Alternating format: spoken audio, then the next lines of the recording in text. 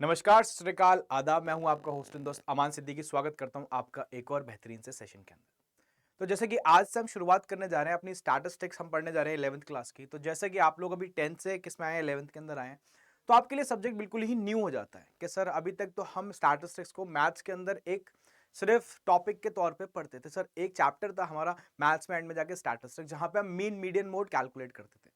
पर सर जैसे 11th पे आए, हमने कॉमर्स सेलेक्ट करी। कॉमर्स के अंदर तो पूरा एक सब्जेक्ट ही आ गया सर स्टैटिस्टिक्स, और इकोनॉमिक्स का पार्ट बन के आया। और जैसे कि आपको पता है कि इकोनॉमिक्स के अंदर आपको दो इकोनॉमिक्स पढ़नी है, एक स्टैटिस्टिक्स पढ़नी है और एक साथ में माइक्रो इकोनॉमिक्स पढ़नी है। तो दोनों की दोनों बुक हम कवर करेंगे यहाँ पे, ठीक है। तो सेशन के अंदर बने हुए रहना है, वीडियो को अच्छे से देखना है, पसंद आए तो लाइक करना, और कोई भी क्वेरी हो तो कमेंट कर दिया करो, मैं उसका रिप्लाई आप लोगों को कर दूंगा, ठीक है। तो आज हम फर्स्ट चैप्टर कवर करने जा रहे हैं अपना स्टैटिस्टिक्स का, that is introduction to statistics. ये स्टैटिस्टिक्स एक्चुअली में होती क्या है। तो स्टैटिस्टिक्स को इंट्रोड्यूस करा रहा हूं, एक तरीके से मान लेना मैं इकोनॉमिक्स को इंट्रोड्यूस करा रहा हूं यहां पे। तो हमें स्टैटिस्टिक्स और इकोनॉमिक्स को दोनों को साथ में मर्ज करके पढ़ना है इस पहले चैप्टर के अंदर। बहुत ही सिंपल चैप्टर है, ठीक है, थियोरेटिकल चैप्टर है, बट थोड़ा सा कंसेप्चुअल बेस्ड है। तो साथ में बने हुए रहना और एंड तक हम इस वीडियो को देखेंगे, ठीक है। समझ में आ गई बात, ठीक। अब देखो, सबसे पहले थोड़ा सा आगे चलने से पहले हम जान लेंगे हमें 11th क्लास के अंदर इकोनॉमिक्स में क्या क्या करना है। जब मैं बात करता हूं किसकी, मैं बात करता हूं 11th क्लास की। 11th क्लास, और 11th क्लास में भी किसकी बात करने जा रहा हूं मैं बात करूंगा इकोनॉमिक्स की। किसकी? इकोनॉमिक्स की। तो इकोनॉमिक्स के अंदर आपको दो बुक पढ़नी है, एक आपको स्टैट्स पढ़नी है, स्टैटिस्टिक्स, और दूसरी उसके साथ बेटा कॉम्बिनेशन है माइक्रो इकोनॉमिक्स का। मैं दोनों आपको कवर कराऊंगा, ठीक है। अब सर स्टैटिस्टिक्स के अंदर बेटा न्यूमेरिकल पोर्शन भी है, तो यहाँ पे आपको दोनों पढ़ना है। यहाँ पे आपको थ्योरी भी पढ़नी है प्लस आपको न्यूमेरिकल्स भी पढ़ने हैं, ठीक है। सिमिलरली माइक्रो इकोनॉमिक्स के अंदर भी थ्योरी पढ़नी है, थ्योरी यहाँ पे थोड़ी ज्यादा है, प्लस यहाँ पे न्यूमेरिकल्स भी पढ़ने हैं आपको, न्यूमेरिकल्स कम है। तो यानी कहने का मतलब दोनों जगह आपको थ्योरी और न्यूमेरिकल का बैलेंस चलना है। स्टैटिस्टिक्स के अंदर न्यूमेरिकल पोर्शन थोड़ा सा ज्यादा है, ठीक है। अच्छा, ये भी बताऊंगा क्या क्या चीजें डिलीट हो गई, डोंट वरी, मैं इसके अंदर बताने वाला हूं, ठीक है। और माइक्रो इकोनॉमिक्स के अंदर ध्यान रखना, ठीक है, हमें थ्योरी ज्यादा पढ़नी है, न्यूमेरिकल बस थोड़े बहुत ही बताऊंगा कहां पे है, ठीक है। तो आज हम वन शॉट के अंदर इंट्रोडक्शन टू स्टैटिस्टिक्स खत्म करेंगे। जितनी भी वीडियो आएंगी, एक सिंगल वीडियो के अंदर हम पूरा का पूरा चैप्टर खत्म करने वाले हैं, ठीक है। तो बात करी जाए तो आज हम क्या करने वाले हैं, introduction to statistics in single shot, ठीक। दूसरी बात, अगर आपको इस सेशन की पीडीएफ चाहिए या कोई भी आपको सपोर्ट चाहिए, आप 1-to-1 इंटरेक्शन करना है मेरे से, तो आप मेरा टेलीग्राम चैनल ज्वाइन कर सकते हो। उसको स्कैन करो, ठीक है, सीधे टेलीग्राम चैनल पे पहुंच जाओगे। नहीं मिल रहा तो आप टाइप करके भी सर्च कर सकते हो, aman_sir_अड्डा247। तो मेरा टेलीग्राम चैनल भी आप लोग ज्वाइन कर सकते हैं, ठीक है। हाँ जी भाई, आगे चले। तो सबसे पहली बात हमें कहां से स्टार्ट करनी है, हमें स्टार्ट करनी है कि इकोनॉमिक्स एक्चुअली में है क्या, ठीक है। और इकोनॉमिक्स जो डिराइव हुआ है वर्ड, वो आइकोनॉमिया। कहां से डिराइव हुआ? आइकोनॉमिया। आइकोनॉमिया एक ग्रीक से डिराइव करा हुआ वर्ड है, लैटिन लैंग्वेज का वर्ड है, ठीक है। जिसका मतलब, आइको का मतलब क्या होता है? आइको का मतलब है, आइकोस का मतलब है हाउस होल्ड। ध्यान रखना, या तो कॉपी लेके बैठो, ठीक है, नोट्स बना लो, और नहीं भी है तो ये पीडीएफ आप मेरे टेलीग्राम चैनल से ले सकते हैं, जिसका मैंने आपको क्यूआर दे दिया है, ठीक है। चलो भाई, तो सर आइकोस का मतलब क्या होता है? आइकोस का मतलब होता है हाउस होल्ड, और नोमोस का मतलब क्या होता है? नोमोस का मतलब होता है मैनेजमेंट। तो यानी कहने का मतलब है, ये हमने कहां से डिराइव करा? ये हमने डिराइव करा हाउस होल्ड मैनेजमेंट से। तो सर जो मम्मियां हमारे घर में काम करती हैं, ठीक है, सब चीजों को मैनेज करती हैं, क्या इकोनॉमिक्स का ओरिजिन वहीं से हुआ है? हाँ जी। तो कहने का मतलब है कि सर जो हमारी मदर घर को मैनेज करती हैं, हमारे फाइनेंसेस मैनेज करती हैं, ठीक है, हर चीज को कितना कंजम्पशन हो रहा है, ठीक है, कहां से फाइनेंसेस आ रहे हैं, सारी चीजें जो मैनेज होती हैं घर में, वहीं से इकोनॉमिक्स डिराइव करी गई है। तो कहीं से नहीं आई इकोनॉमिक्स, कहां से आई है? हाउस होल्ड मैनेजमेंट से। तो आइकोनॉमिया का मतलब क्या? हाउस होल्ड मैनेजमेंट, ठीक है, ध्यान रखना इस बात। आइकोनॉमिया का मतलब क्या? House hold management. अब सर जनरली इकोनॉमिक्स है क्या? है क्या, होती क्या है? तो डिराइव बता दिया आपने कहां से हुआ है ना। तो अगर इकोनॉमिक्स की बात करी जाए तो देखो, मैंने लिखा है इकोनॉमिक्स क्या है? Economics is a study of man in the ordinary business of life. Sir ये किसने बोला था बेटा? एल्फ्रेड मार्शल ने बोला था।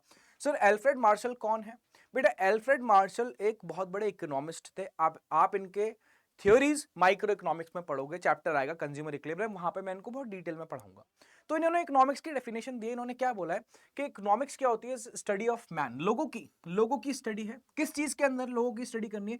इतनी ऑर्डिनरी बिजनेस ऑफ लाइफ, जो लाइफ का नॉर्मल ऑर्डिनरी बिजनेस है उसके अंदर, ठीक है, किस तरीके से मैन रिएक्ट करता है, उसी की स्टडी को हम क्या बोलते हैं? इकोनॉमिक्स बोलते हैं। तो economics is nothing but the economics is the study of man in the ordinary business of life. This is said by the Alfred Marshall, ठीक है, हाँ जी सर। ये किस किस चीज से रिलेट करता है? देखो 3 फंक्शन आपको ध्यान रखने हैं, ठीक है। एक है कंजम्पशन, एक है प्रोडक्शन और एक है डिस्ट्रीब्यूशन। समझ में आ गई बात? ठीक है। तो आप क्या करते हो? आप प्रोडक्शन करते हो, ठीक है सर, चीजों का प्रोडक्शन हुआ। सर प्रोडक्शन जब होगा तो आप उसको डिस्ट्रीब्यूट करोगे। हाँ जी सर, उसको क्या करेंगे? डिस्ट्रीब्यूट। और डिस्ट्रीब्यूट करने के बाद वो लोगों तक पहुंचेगा, क्या होगा उसका? कंजम्पशन। क्या होगा उसका? कंजम्पशन। तो कहने का मतलब क्या है बेटा? कहने का मतलब सिंपल यही है कि इकोनॉमिक्स की अगर मैं बात करूं तो ये किससे रिलेट करता है? ये कंजम्पशन, प्रोडक्शन और डिस्ट्रीब्यूशन से। सर प्रोडक्शन किस चीज का होता है? Production of goods and services. Sir consumption goods and services का, और गुड्स एंड सर्विसेज का ही डिस्ट्रीब्यूशन होता है। तो अगर हम कंजम्पशन, प्रोडक्शन और डिस्ट्रीब्यूशन की बात करें तो ये किस चीज से रिलेट करता है बेटा? गुड्स एंड सर्विसेज से। किससे रिलेट करता है? Goods and services. तो सर गुड्स का भी प्रोडक्शन होता है और सर्विसेज का भी। हाँ, अब मैं गुड्स और सर्विसेज के बीच में थोड़ा सा डिस्टिंक्शन देना चाहूंगा। क्यों? ताकि आपको पता होना चाहिए, क्योंकि अभी आप 11th क्लास में आए तो आपका बेस बनना बहुत स्ट्रांग है, ठीक है। हाँ, तो बेस को स्ट्रांग बनाना बहुत ही इंपॉर्टेंट है यहाँ पे। Sir goods actually tangible items होते हैं। क्या होते हैं? Tangible items. ध्यान रखोगे ये बात। सर टेंजिबल का मतलब क्या होता है बेटा? टेंजिबल का मतलब होता है the items which can be seen और टच्ड। फॉर एग्जाम्पल मैं आपको देता हूँ, ये फोन है, ये फोन दिख रहा है आपको। सर ये टेंजिबल है, इसको मैं देख सकता हूँ और मैं इसको टच कर सकता हूँ, ठीक है। ये टेंजिबल गुड्स को टेंजिबल बोला जाता है, ठीक है। वेयर एज जो सर्विसेज होती है हमारी, सर्विसेज ये इनटेंजिबल होती हैं। क्या होती है हमारी? ये इनटेंजिबल। कहने का मतलब क्या है? कहने का मतलब है सर्विसेज को ना देखा जा सकता, ना उसको टच किया जा सकता। जैसे मैं आपको पढ़ा रहा हूँ, तो टीचिंग क्या है? टीचिंग एक सर्विस है, ठीक है। तो इसको ना हम क्या कर सकते हैं? देख सकते हैं, ना हम इसको टच कर सकते हैं। Things which can not be seen और टच्ड वो इंटेंजिबल होते हैं। तो सर्विस क्या है? इंटेंजिबल। समझ में आ गई बात? तो प्रोडक्शन, डिस्ट्रीब्यूशन और कंजम्पशन किस किस चीज का होता है? गुड्स का और सर्विसेज, यानी टैंजिबल्स का और इंटेंजिबल्स का। इतनी बात समझ में आ गई? हाँ जी सर, ठीक है। हाँ, अब सर इकोनॉमिक्स में एक वर्ड इंपॉर्टेंट है, इकोनॉमिक, ठीक है। किसी भी चीज को देखो, इकोनॉमिक की अगर मैं बात करूं, चलो एक काम करते हैं, ठीक है, इसको यहीं पर डिफाइन कर लेते हैं। इसको मैं यहीं पर डिफाइन कर रहा हूं, आओ जरा। बहुत ही इंपॉर्टेंट बात बता रहा हूं। जब भी हम बात करते हैं इकोनॉमिक की, तो सर इकोनॉमिक, इकोनॉमिक क्या बेटा? Economic activities. इकोनॉमिक क्या? Economic activities. तो सर इकोनॉमिक एक्टिविटीज जो है वो कौन सी एक्टिविटीज होती है बेटा? इकोनॉमिक एक्टिविटीज सारी की सारी वो एक्टिविटीज हैं जिनको आप कुछ मॉनेटरी गेन के लिए कर रहे हो। किसके लिए कर रहे हो? कुछ मॉनेटरी गेन के लिए आपने ऐसा काम करा। सर अगर मैंने पैसा कमाने के लिए कुछ काम करा तो वो एक इकोनॉमिक एक्टिविटी होगी। बट सर कुछ और भी एक्टिविटीज होती हैं। हाँ, ह्यूमन दो टाइप की एक्टिविटीज करते हैं, इकोनॉमिक और नॉन इकोनॉमिक। अगर आपने पैसा कमाने के लिए कोई एक्टिविटी करी, वो इकोनॉमिक बन जाती है, ठीक है। फॉर एग्जाम्पल मैं आपको पढ़ा रहा हूं पैसा कमाने के लिए, इकोनॉमिक एक्टिविटी है। समझ में आ गई बात? बट अगर अगर मान लो मैं अपने किसी कजन को पढ़ा रहा होता, ठीक है, क्या मुझसे पैसे चार्ज करता? नहीं सर, बिल्कुल नहीं करते आप, है ना।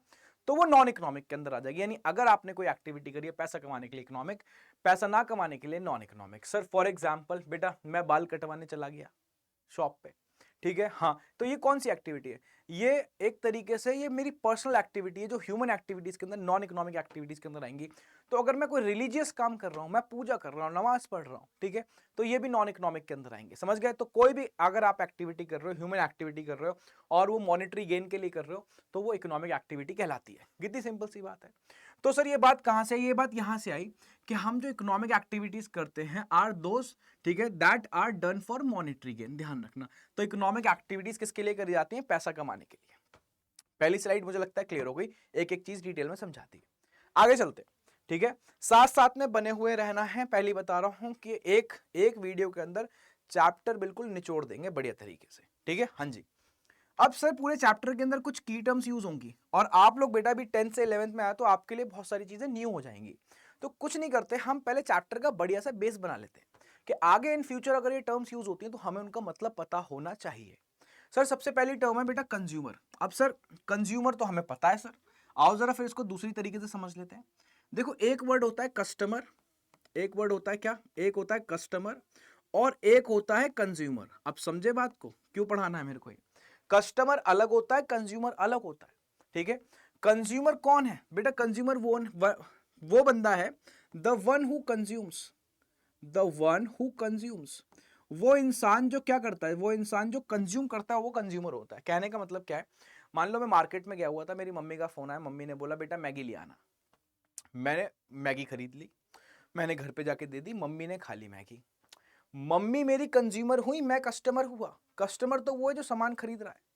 सर क्या कस्टमर और कंज्यूमर सेम हो सकते हैं? अगर मैंने मैगी खरीदी होती और मैं ही खा जाता तो मैं कस्टमर भी हूं, कंज्यूमर भी हूं।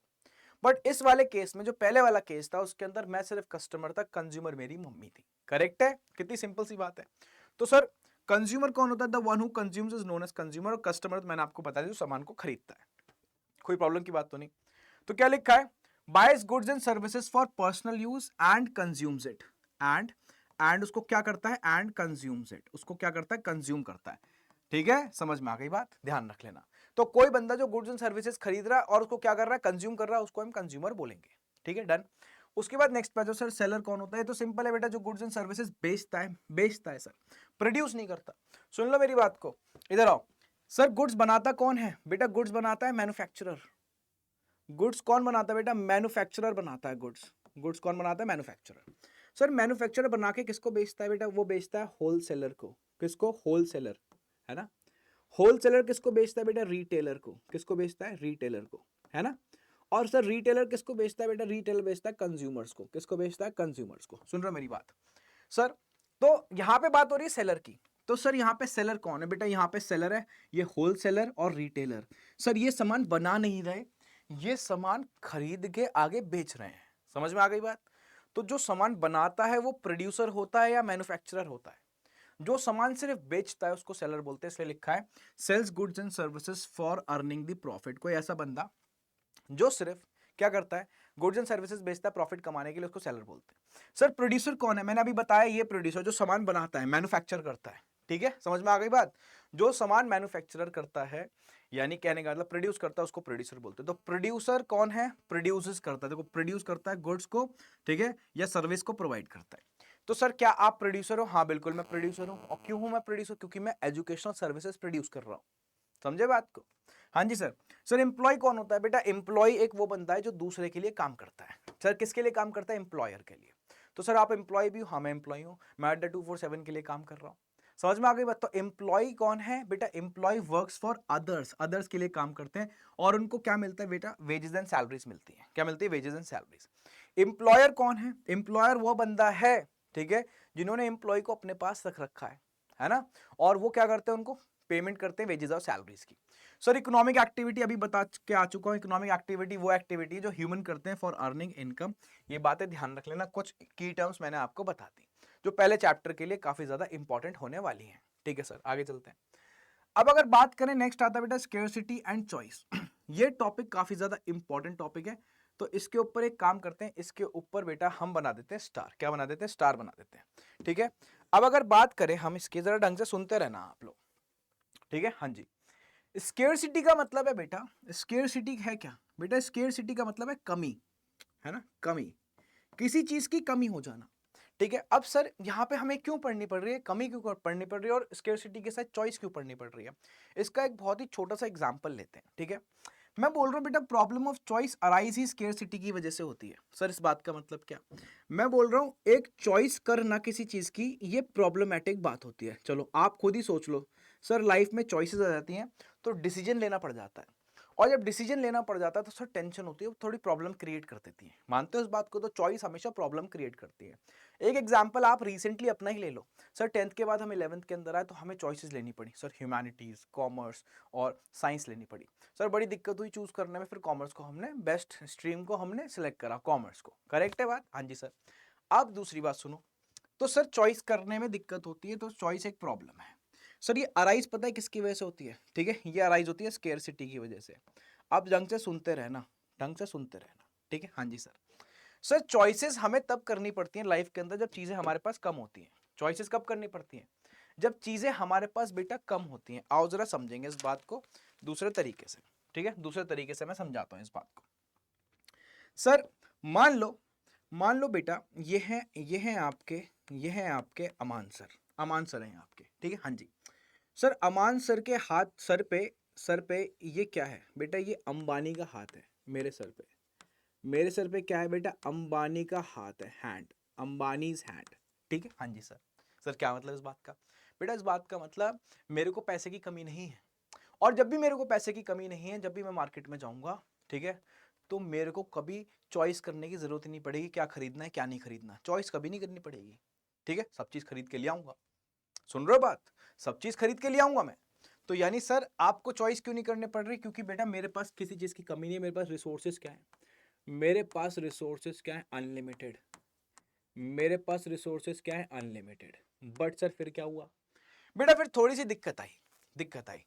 अंबानी का हाथ मेरे सर से हट गया। तो सर आपके पास रिसोर्सेज क्या हो गया बेटा? आज मेरे पास रिसोर्सेज स्केर्स हो गए, कम हो गए। स्केर्स को हम बोल सकते हैं लिमिटेड हो गए। क्या हो गए? लिमिटेड। आज जब भी मार्केट जाता हूं तो सोचना पड़ता है क्या खरीदूं क्या नहीं खरीदूं। सर चॉइसेस करनी पड़ती हैं। हाँ जी, चॉइस करनी पड़ती है। तो sir problem of choice arise किसकी वजह से होती है? स्केर्सिटी की वजह से। समझ गए बात? तो स्केर्सिटी की वजह से ही क्या अराइज होती है? Problem of choice. ठीक, अब सर ये पढ़ना क्या है? हमारे देश के अंदर ह्यूमन वांट्स अनलिमिटेड है। एक इंसान के पास अगर छोटी गाड़ी है, हैचबैक है, तो उसको बड़ी गाड़ी चाहिए, सेडान चाहिए। सेडान आ जाएगी तो उसको एसयूवी चाहिए। एसयूवी तो सर लग्जरी कार चाहिए। लग्जरी कार आ गई तो उसको प्राइवेट जेट चाहिए। तो हमारी कभी वांट खत्म ही नहीं होती। Human wants are unlimited. तो सर ह्यूमन की वांट्स क्या है बेटा? अनलिमिटेड है। बट सर जो ह्यूमन की वांट्स है उनको फुलफिल करने के लिए हमारे देश के पास जो रिसोर्सेज है वो तो लिमिटेड ही है ना। वो तो क्या है? वो तो लिमिटेड ही है ना। इसी बात को हम क्या बोलते हैं? इसी बात को सेंट्रल प्रॉब्लम बोला जाता है। तो central problem is a problem of choice between unlimited wants and limited resources. ठीक है सर, है ना। अब आपको पता है ड्यू टू लिमिटेड इनकम, है ना, हमें क्या करना पड़ता है? चूज करना पड़ता है टू सेटिस्फाई आवर वांट्स। ठीक है, ये मैंने आपको बता दी जो नीचे मैंने अंबानी के एग्जांपल दिया। सर जिसकी वजह से अपॉर्चुनिटी कॉस्ट हो जाती है। अपॉर्चुनिटी कॉस्ट का मतलब हमें देखना पड़ता है हमें कहां पे सिलेक्ट करना है, हमें कौन सा ऑप्शन ज्यादा बेटर चूज करना है। ये सर ये बहुत बड़ी प्रॉब्लम की बात है लाइफ के अंदर कि आपको चॉइस करनी पड़ जाती है। मैं तो चाहता हूं हमें चॉइस ही ना करनी पड़े, हम जो मन करे वो खरीदें, है ना। बट ऐसा है नहीं, सबके पास इनकम क्या है? लिमिटेड। तो इसको बोलते हैं स्केर्सिटी एंड चॉइस। सर आप ये क्यों बता रहे हो बेटा? क्योंकि ये जो जितनी भी प्रॉब्लम पढ़ रहे हो ना, इन प्रॉब्लम को हम बोलते हैं इकोनॉमिक प्रॉब्लम। क्या बोलते हैं? Economic problem. ये अभी अभी बताऊंगा मैं क्यों समझा रहा हूं। ये इकोनॉमिक प्रॉब्लम का सॉल्यूशन स्टैटिस्टिक्स से है। अगर इन प्रॉब्लम को समझना है तो आपको स्टैटिस्टिक्स पढ़नी पड़ेगी और इनका सॉल्यूशन ढूंढना है तो वो स्टैटिस्टिक्स ही देगा, आपको कोई नहीं देगा। इसलिए आप पढ़ रहे हो कि ये प्रॉब्लम होती क्या, पहले प्रॉब्लम तो देख लो, तभी तो उसका सॉल्यूशन निकालोगे। उसके बाद सर स्केर्सिटी की वजह से क्या क्या हो जाता है बेटा? लॉन्ग क्यूज हो जाती हैं। हाँ जी सर। शॉर्टेज ऑफ एसेंशियल्स हो जाती हैं। बिल्कुल सही बात है। प्राइस बढ़ने लगता है चीज़ों का। और need for allocation decision. Sir allocation मतलब कहाँ कहाँ पे कितना कितना बांटना है सामान। ये सारी प्रॉब्लम्स आपके सामने आती हैं स्केर्सिटी की वजह से। देख रहे हो, बड़ी दिक्कत की बात है ये। तो सर इसका सॉल्यूशन क्या? इसका सॉल्यूशन स्टैटिस्टिक्स में मिलेगा। अभी आगे चलते हैं, ठीक है। हाँ जी सर। तो सर इकोनॉमिक प्रॉब्लम को समझने के लिए हमें क्या पढ़नी पड़ेगी? स्टैटिस्टिक्स। और ये जो आपने पढ़ाया यही इकोनॉमिक प्रॉब्लम है, और इसको सेंट्रल प्रॉब्लम भी, सेंट्रल इकोनॉमिक प्रॉब्लम बोल रहे हैं, सिर्फ इकोनॉमिक प्रॉब्लम बोल रहे हो, एक ही बात है। ठीक है, हाँ जी सर, इसी को सेंट्रल प्रॉब्लम बोलते हैं। आगे चलते हैं। तो सर रिसोर्सेज और वांट्स के बारे में अगर थोड़ी सी बात करी जाए इस चैप्टर के अंदर, रिसोर्सेज और वांट्स के बारे में बात करी जाए तो रिसोर्सेज जैसे फॉर एग्जांपल हमारे पास लैंड है, लेबर है, कैपिटल है। ठीक है, इन सब के ऑल्टरनेटिव यूजेस भी होते हैं। सर लैंड पे या तो खेती कर लो, ठीक है, या तो क्या कर सकते हैं? फार्मिंग। ठीक है, क्या कर सकते हैं हम? लैंड के ऊपर फार्मिंग कर सकते हैं। फार्मिंग कर सकते हैं, या आप फैक्ट्री सेटअप कर लो, एक फैक्ट्री लगा के, ठीक है, गुड्स का मैन्युफैक्चर करो। बहुत तरीके से यूज कर सकता हूं मैं उसको, लैंड को। सिमिलरली लेबर को, कैपिटल को, इन सब चीजों को हम बहुत अलग अलग तरीके से यूज कर सकते हैं। ऑल्टरनेटिव वेज हमारे पास हैं। करेक्ट है, यही दिक्कत की बात है, अभी बताता हूं। सर इसकी वजह से प्रॉब्लम होती है सर किसकी? चॉइस की। ठीक है, इन दी प्रोडक्शन कि सर किस किस गुड्स का प्रोडक्शन करना है, किन किन गुड्स का प्रोडक्शन नहीं करना। ठीक है, आपके पास रिसोर्सेस स्केयर्स है। ठीक है, ऊपर से इन रिसोर्सेज के सर यूजेस कैसे हैं? ऑल्टरनेटिव। कैसे हैं? ऑल्टरनेटिव यूजेस हैं। तो सर क्या करनी पड़ेगी बेटा? आपको चॉइस करनी पड़ेगी गुड्स की कि कौन कौन से गुड्स आपको प्रोड्यूस करना है, कौन कौन से नहीं करना है। ठीक है, जैसे फॉर एग्जांपल देखो दे रखा है agriculture land can be used for, ठीक है, foods and non foods crop, है ना। तो एक एग्रीकल्चर लैंड है, वहां पे आप फूड क्रॉप भी ग्रो कर सकते हो, नॉन फूड क्रॉप भी ग्रो कर सकते हो। तो ये एक लैंड ऑल्टरनेटिव वेज में यूज हो सकता है। ठीक है, तो रिसोर्सेज और वांट्स हमें यहाँ से बात समझ में आ जाती है। अब सर अगर हम इकोनॉमिक्स की ब्रांचेस की बात करें तो काफी सारी ब्रांचेस हैं इकोनॉमिक्स की। ठीक है, हाँ जी। तो इस बात के बारे में देखते हैं जरा, यहाँ पे आओ ब्रांचेस के बारे में बात करें। तो ब्रांचेस ऑफ इकोनॉमिक्स में आपको पता है माइक्रो और मैक्रो, तो आप लोगों को पता ही है कि आपको माइक्रो और मैक्रो पढ़नी पड़ती है।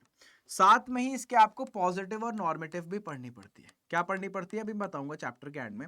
पॉजिटिव एंड नॉर्मेटिव इकोनॉमिक्स, है ना, ये भी ब्रांच है इकोनॉमिक्स की, जैसे माइक्रो और मैक्रो है, ठीक है, इंडिविजुअल और aggregate economic variable, similarly positive और नॉर्मेटिव इकोनॉमिक्स भी आप लोगों को पढ़नी पड़ती है, ठीक है। बट सर सब में क्या बात कॉमन है कि बेटा ये ब्रांचेस के अंदर ये बात कॉमन है, प्रोडक्शन, कंजम्पशन, प्रोडक्शन और डिस्ट्रीब्यूशन। सर कंजम्पशन क्या है, अभी मैंने आपको बताया, पहली बात कंज्यूमर कौन होता है, the one who consumes.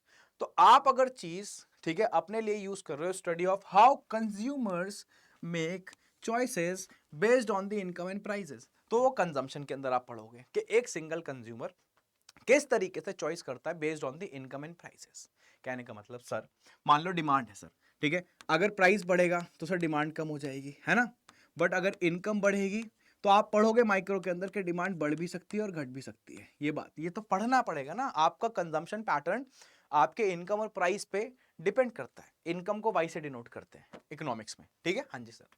Sir production, study of how producer decide what and how much to produce using available resources. Sir production के अंदर तीन बातें आती हैं, तीन, what to produce, what to produce, सुनते रहना, ये सब पढ़ोगे अभी आगे, व्हाट टू प्रोड्यूस, उसके बाद how to produce, how to produce, और उसके बाद फॉर हुम टू प्रोड्यूस। बेटा ये तीन ऐसी प्रॉब्लम्स हैं, ठीक है, जिनका सॉल्यूशन प्रोड्यूसर के पास है ना। तो प्रोड्यूसर को ये डिसाइड करना पड़ता है कि देश के अंदर क्या प्रोड्यूस करना है, कैसे यूज करना है, कौन सी टेक्नोलॉजी यूज करके, और किस किस के लिए देश के अंदर गुड्स बनाने हैं, रिचर, मिडिल क्लास और अपर सेक्शन। तो ये बातें प्रोडक्शन के अंदर आती हैं, ठीक है। सर डिस्ट्रीब्यूशन के अंदर आपको ये देखना है कि देश की जो आय है, ठीक है, हाँ देश की आय का मतलब बेटा नेशनल इनकम है, ठीक है, जीडीपी बोल लो चाहे उसको एनएनपी बोल लो, अभी के लिए एक ही बात है, अभी आप लोगों के लिए एक ही बात है, ये पढ़ोगे 12th के अंदर। बट हल्का सा इंट्रोडक्शन दे रहा हूं मैं, ये पहला चैप्टर सिर्फ इंट्रोडक्टरी है, सिर्फ इंट्रोडक्टरी। यहाँ पे आपको कुछ कीवर्ड समझना है कि सर कंजम्पशन, प्रोडक्शन, डिस्ट्रीब्यूशन समझाओ। तो जब देश की इनकम जो है वो किस तरीके से हमारे देश के अंदर डिस्ट्रीब्यूटेड है, वेजेस, रेंट, इंटरेस्ट और प्रॉफिट की फॉर्म में, ठीक है। हाँ जी, तो ये तीन बातें आप लोगों को यहाँ पे भी ध्यान रखनी है, ठीक है सर। आगे चलते हैं सर। अब रोल ऑफ मॉडर्न इकोनॉमिक्स की अगर हम बात करें sir, role of modern economics, ठीक है सर, मॉडर्न इकोनॉमिक्स का क्या रोल चल रहा है देश के अंदर, ठीक है, यानी सर कहाँ यूज होती है, ये कौन कौन सी प्रॉब्लम को रिजॉल्व करती है।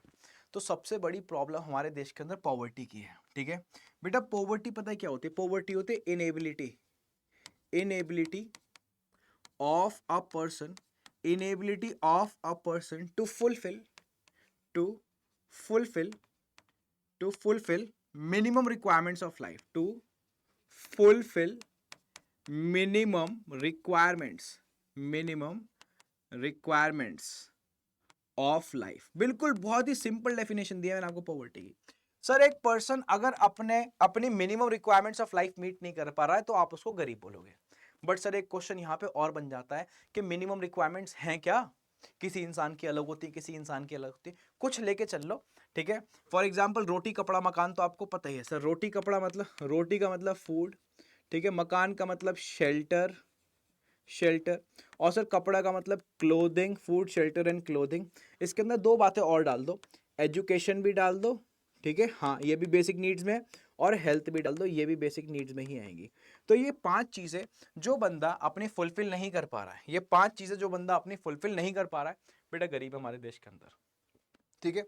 तो इस प्रॉब्लम को एड्रेस करती है इकोनॉमिक्स, ठीक है। इसका सॉल्यूशन हम इसको समझने की कोशिश करेंगे स्टैटिस्टिक्स के थ्रू, इसलिए इकोनॉमिक्स के अंदर आपको स्टैटिस्टिक्स पढ़नी पड़ रही है, ठीक है। हाँ जी सर। सिमिलरली अगर अनएम्प्लॉयमेंट की बात करें तो बेटा बेरोजगारी, ठीक है, बेरोजगारी का मतलब those people who are willing and able to work but उनको काम नहीं मिल रहा।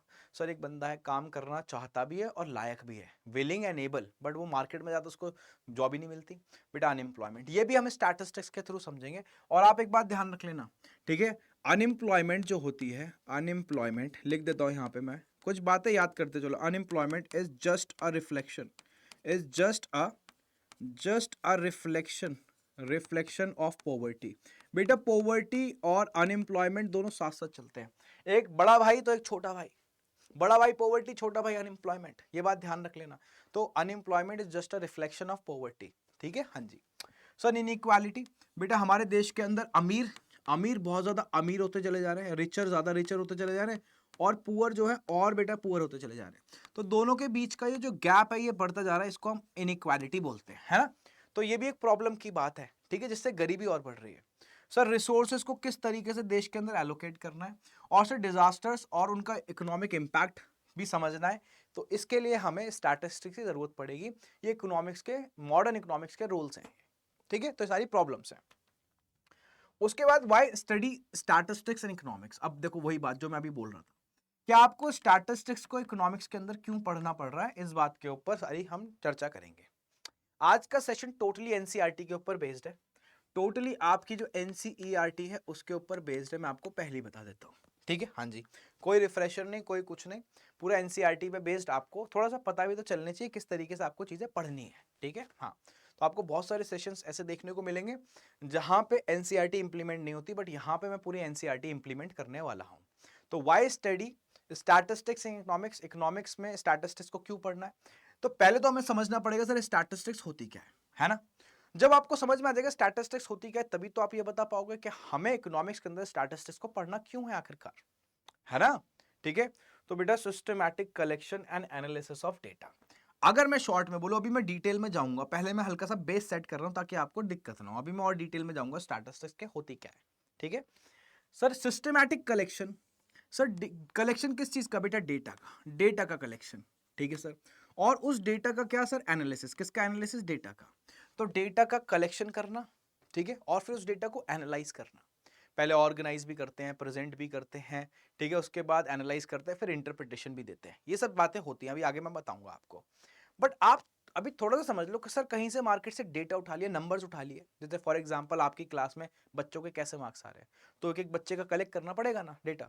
तो आपने डेटा एक एक बच्चे से पूछ लिया, कलेक्ट कर लिया, है ना। फिर प्रिंसिपल ने आके आपकी क्लास टीचर से पूछा कि आपकी क्लास के अंदर कैसे मार्क्स आ रहे हैं बच्चों के। अब एक एक बच्चों के मार्क्स बताओगे क्या है, उसको याद रहेंगे प्रिंसिपल को, नहीं। तो आप ऐसे बोले सर ऑन एन एवरेज ना 70% मार्क्स आ रहे हैं क्लास के अंदर। क्या मतलब ऑन एन एवरेज, एवरेज बोल दिया, मीन बोल दिया, बेटा ये स्टैटिस्टिक्स ही तो है, और क्या है ये, एग्रीगेट ऑफ फैक्ट्स। सर सारे जितने भी बच्चे थे उनका एग्रीगेट करो और एक फैक्ट दे दिया हमने, सर फैक्ट्स के एग्रीगेट करके एक न्यूमेरिकल वैल्यू दे दी, स्टैटिस्टिक्स है। सो डेटा को कलेक्ट करके उसको एनालाइज करना ही स्टैटिस्टिक्स कहलाती है। अभी आगे और डिटेल में जाऊंगा, ये हल्का सा बस क्लू दे रहा हूं मैं। सर हेल्प किस में करती है, क्यों पढ़नी है हमें, बेटा पॉवर्टी को समझना, उसका सॉल्यूशन निकालना, इनकम की इनइक्वालिटी, अमीर गरीब के बीच में कितना गैप है वो देखना। सर इंप्लॉयमेंट लेवल देश के अंदर क्या चल रहा है, कितने लोगों को जॉब मिल रही है, कितनों को लोगों को नहीं मिल रही है, इन सबको कैलकुलेशन वगैरह करने के लिए स्टैटिस्टिक्स की जरूरत पड़ती है, ठीक है। और रिसोर्स का कहाँ यूज करना है, कैसे यूज करना है, ये सारी की सारी बातें आपको स्टैटिस्टिक्स हेल्प करेगी समझने में। और sir basis for economic policies, and उसके बेसिस पे आपको देश के अंदर सरकार बेटा इकोनॉमिक पॉलिसीज बनाती है, ठीक है, और डिसीजन मेकिंग करती है, ये बात ध्यान रख लेना। सर ये सब काम सरकार करती है देश के अंदर, हाँ जी बेटा बिल्कुल करती है। सरकार का एक डिपार्टमेंट है एनएसएसओ, ठीक है, national sample survey organisation. Data collect भी करती है, उस पर काम भी करती है, एनालाइज भी करती है, सारा काम करती है, ठीक है। आपने सुना होगा सेंसस, सेंसस, ठीक है, सेंसस जनगणना, जो कि लास्ट कब हुई थी हमारी, 2011 में हुई थी, ठीक है। कब होनी थी, 2021 में होनी थी, ठीक है, नेक्स्ट जनगणना, बट हुई नहीं, कोविड आ गया था, है ना, ठीक।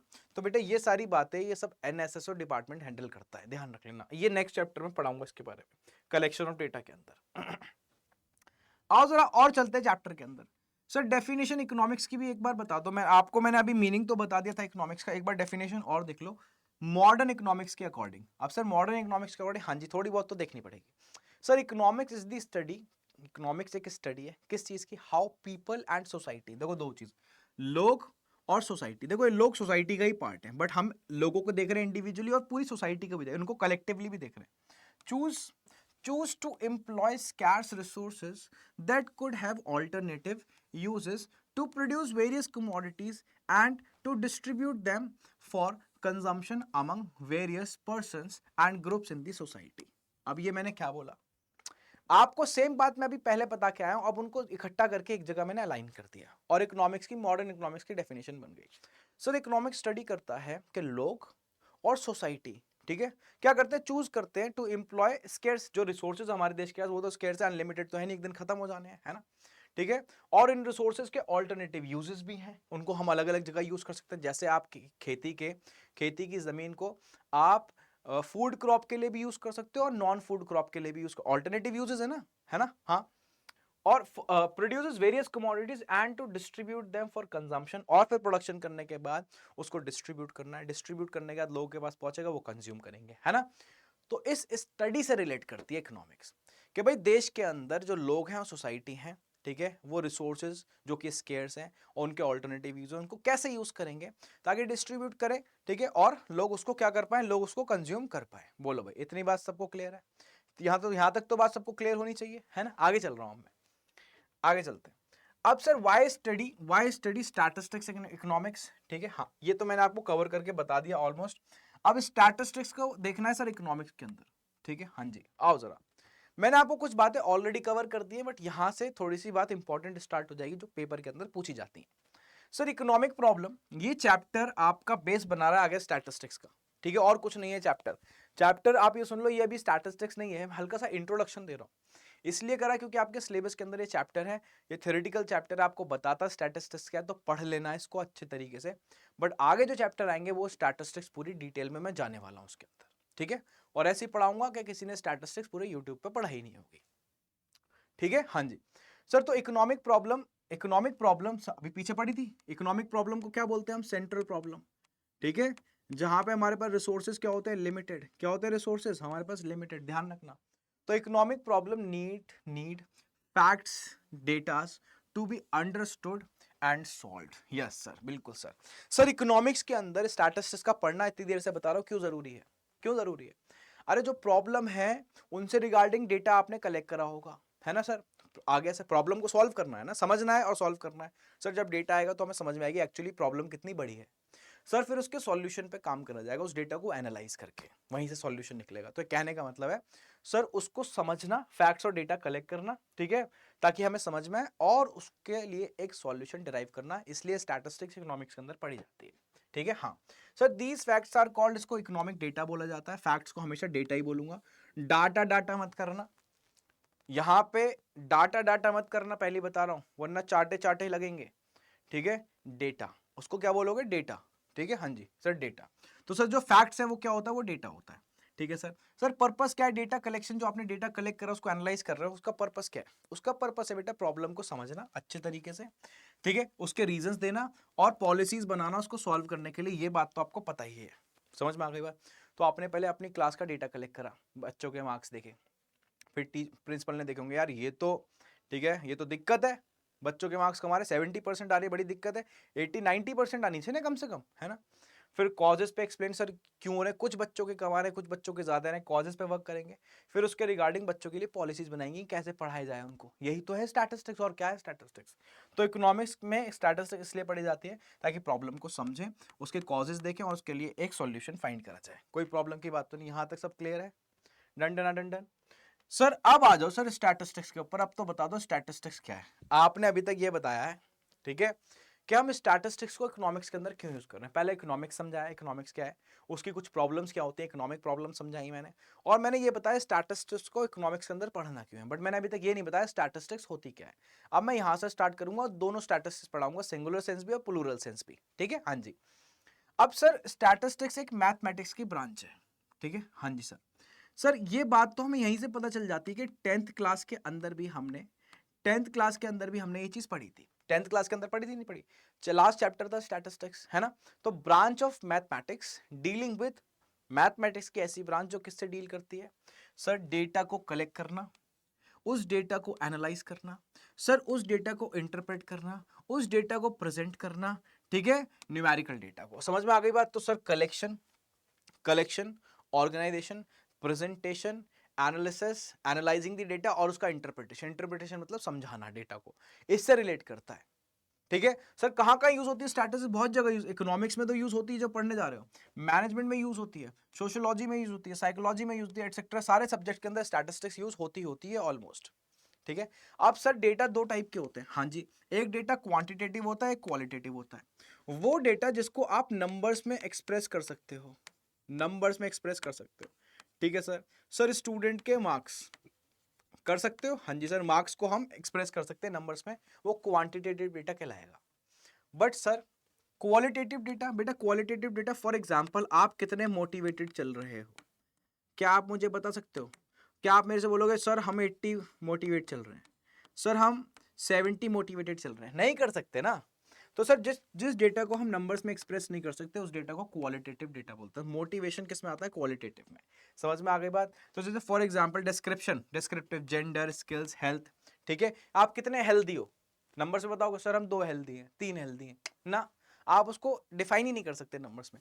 तो ऐसे डेटा को क्वालिटेटिव डेटा बोलते हैं। बात समझ में आ गई? हाँ जी सर।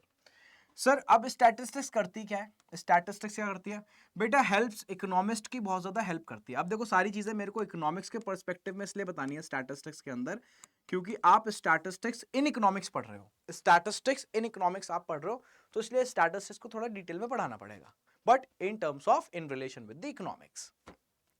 अब सर इकोनॉमिक फैक्ट्स को एक्सप्रेस करती है sir, economic fact. Sir for example at the time of the independence sir per capita income एक बंदे की 230 रुपए थी। तो ये पर कैपिटा इनकम स्टैटिस्टिक्स ही तो है। ये क्या है? 230 रुपए अगर एक बंदे की पर कैपिटा इनकम थी at the time of the independence, तो ये स्टैटिस्टिक्स ही तो है। तो इकोनॉमिक फैक्ट्स को एक्सप्रेस करती है, ठीक है सर। सर रिप्लेस करती है वेग स्टेटमेंट्स को, ठीक है, विद एग्जैक्ट फिगर। सर वेग स्टेटमेंट्स क्या? जैसे फॉर एग्जांपल आपने लिखा होगा, जैसे अभी आपको पता है एक एयर क्रैश हो चुका है, ठीक है, हाँ एक एयरप्लेन क्रैश हो गया 717, ठीक है। तो आप अगर उसमें पूछें तो बहुत सारे न्यूज़ वालों को पता ही नहीं है कितने लोगों की डेथ वगैरह हो गई है, तो बहुत से लोग बोलते हैं मैनी डाइड।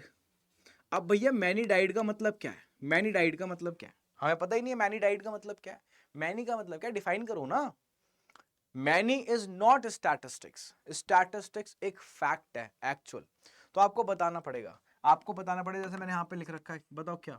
आपने अगर एक नंबर दे दिया 310 डाइड, ये है बेटा स्टैटिस्टिक्स। तो यानी कहने का मतलब वेग स्टेटमेंट्स को रिप्लेस करती है और हमारा ट्रस्ट बढ़ाती है बातों पे, ठीक है सर, ठीक है।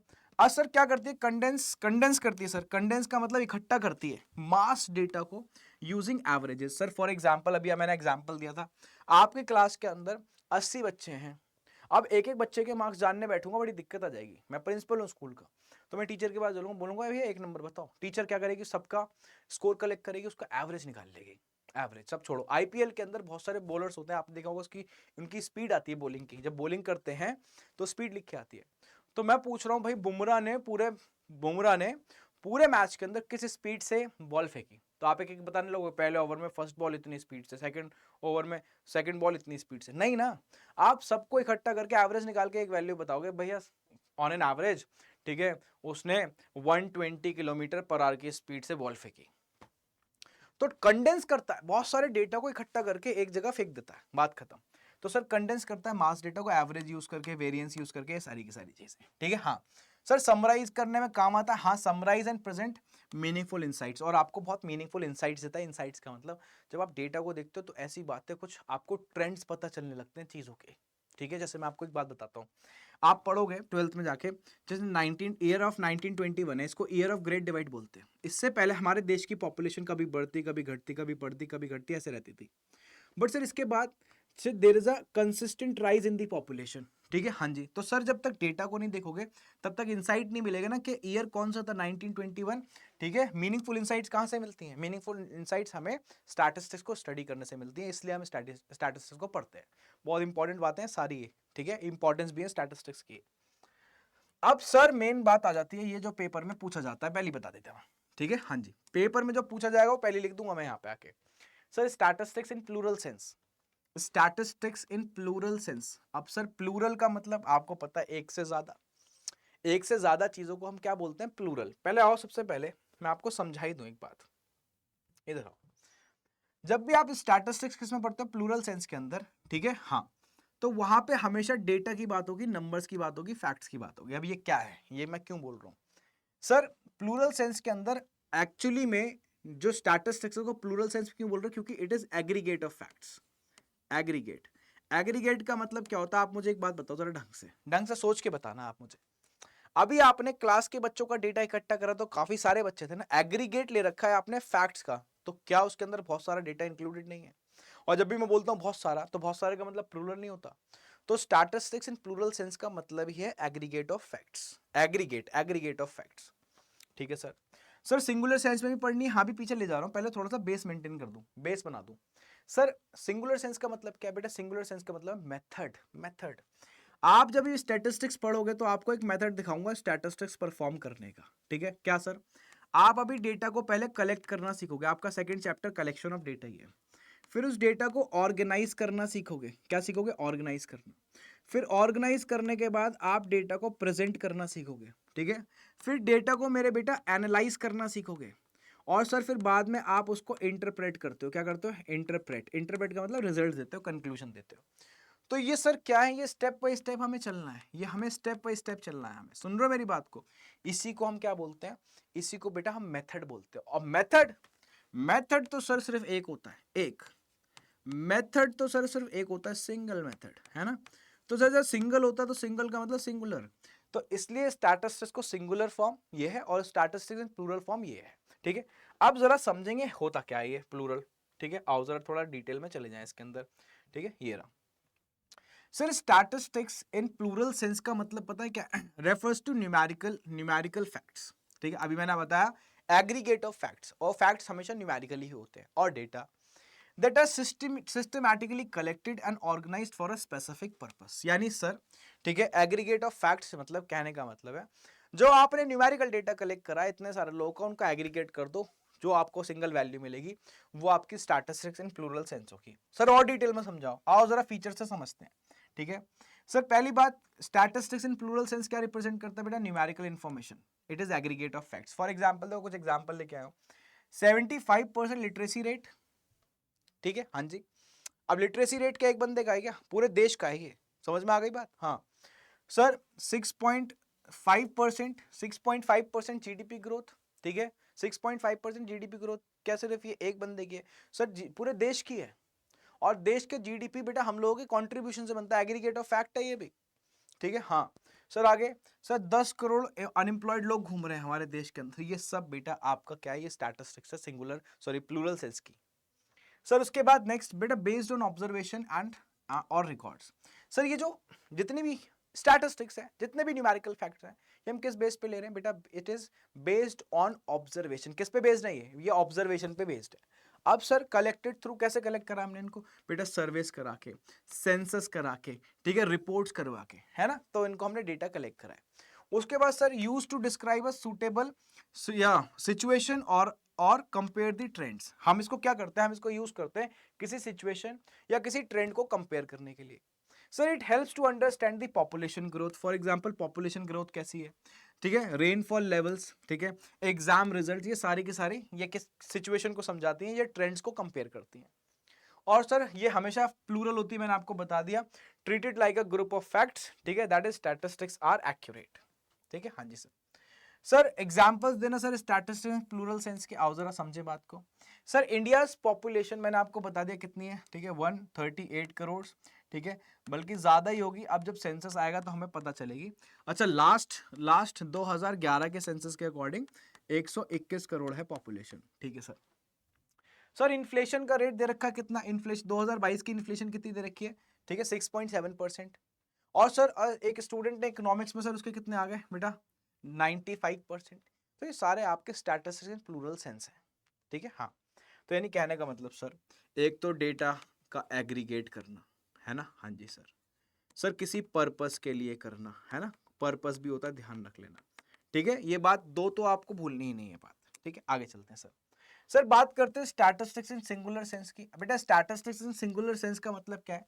स्टैटिस्टिक्स इन सिंगुलर सेंस का मतलब है बेटा कोई मेथड यूज करना, साइंस यूज करना, ठीक है? तो बेटा ये एक साइंस है या आप इसको बोल सकते हो मेथड है। सर किस चीज का? बेटा डेटा को कलेक्ट करना, उसको ऑर्गेनाइज करना, प्रेजेंट करना, एनालाइज करना, और फिर इंटरप्रिटेशन देना न्यूमेरिकल डेटा की, ठीक है? इसको हम क्या बोलते हैं? इसको हम स्टैटिस्टिक्स इन सिंगुलर सेंस। आप कुछ बातें ध्यान रखो। सबसे पहला डेटा को क्या करना? Collection of data. सर उसके बाद उसको क्या करना? उसको ऑर्गेनाइज कर देना, ठीक है सर। सर ऑर्गेनाइज के बाद बेटा, ऑर्गेनाइज के बाद आप उसको क्या करोगे? प्रेजेंट करोगे, ठीक है?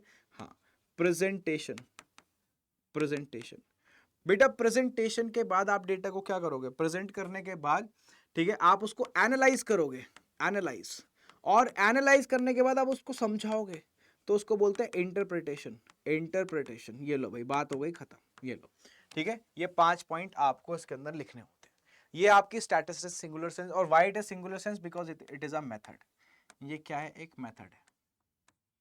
आगे चलो सर, उसके बाद किस पे आ जाते हैं बेटा? उसके बाद फीचर्स पे आ जाते हैं, ठीक है। हाँ जी, तो एक मेथड है, मैंने आपको बता दिया, इट इज अ मेथड या प्रोसेस बोल सकते हो।